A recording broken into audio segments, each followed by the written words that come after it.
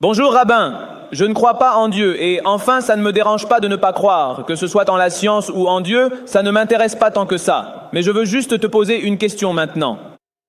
Si maintenant, disons, tu dois aller à l'hôpital, Dieu nous en préserve, oui? Et que tu as, disons, une petite maladie, oui?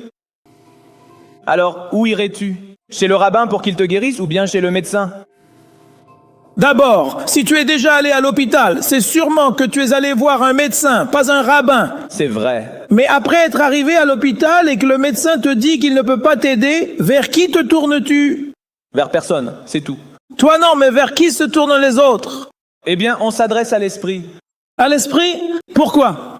J'ai prié pour mon arrière-grand-mère, pour mes proches, pour qui n'ai-je pas prié? Rien n'a aidé, il a dit. Pourquoi répondre à quelqu'un qui ne croit pas? J'ai cru autrefois, c'est pour ça. Tu as cru?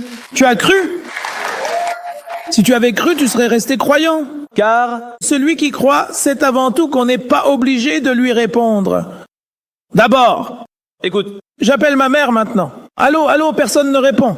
Personne ne répond. Je rappelle encore une fois. Allô, personne ne répond. Passe-moi un autre téléphone. Peut-être que celui-ci ne marche pas. Allô, personne ne répond. Tu sais quoi? Si elle ne répond pas, je n'ai plus de mère. Salut, bye. ça n'a rien à voir, écoute.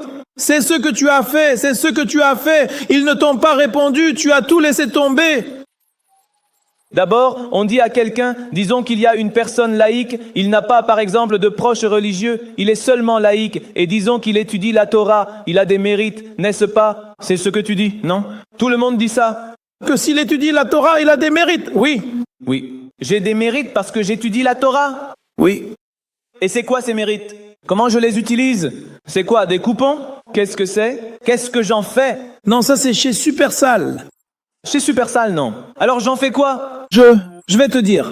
Je préfère donner mon monde futur et offrir la vie à ceux que j'aime, pas aller dans un monde imaginaire. Compris, mais cet imaginaire est le vrai car ce monde-ci ne durera pas. Tu verras. Il n'y a aucune preuve, genre, il y a une preuve où... Une preuve. Il y a une preuve, je vais te dire. Tu habites à Sderot? Oui, Vous avez un cimetière? oui. C'est la preuve que le monde est imaginaire. Où sont-ils? Ils sont partis. Où sont-ils partis? Dans le monde éternel. Quel monde éternel? Il n'en existe pas. Et où est ce monde-ci? Alors pourquoi sont-ils dans la terre? Mais pourquoi? Sont-ils dans le sol? Car Ils sont morts. qu'est-ce que ça veut dire? C'est tout. Alors pourquoi sont-ils venus? Pourquoi sont-ils venus? Qui les a amenés? Venus pour rien. La sélection naturelle? La sélection naturelle de qui? Je n'ai pas tellement lu là-dessus. Ah, tu n'as pas tellement lu. Tu as déjà décidé sans lire. J'ai lu des choses comme ça, à la va-vite, mais je sais quand même quelle est la vérité. Toi, tu n'as aucun problème. Tu pourrais être l'adjoint de Reuven Moshe. Tu n'as vraiment aucun problème. Alors attends, réponds-moi.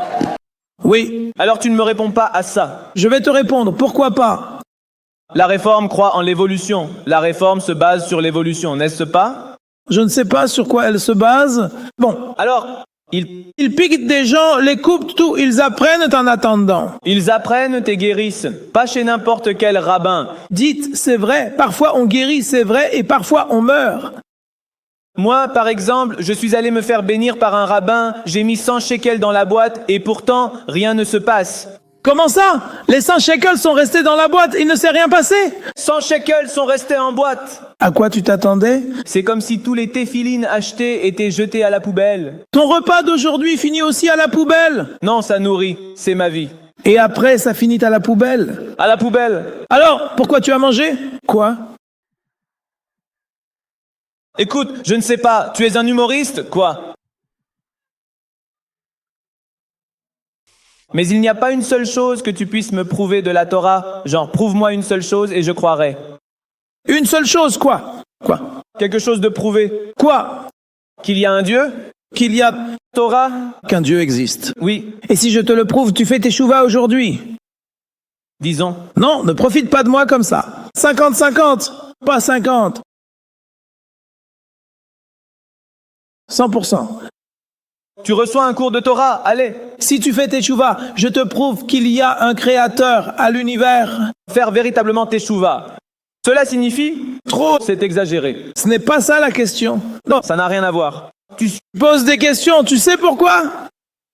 pour apaiser ta conscience qui te ronge parce que t'as peur, parce que peut-être Un monde futur existera. tu as peur. S'il y a un Dieu, tu crois que je veux mourir. S'il y a un autre monde, tant mieux, mais on n'en a aucune preuve.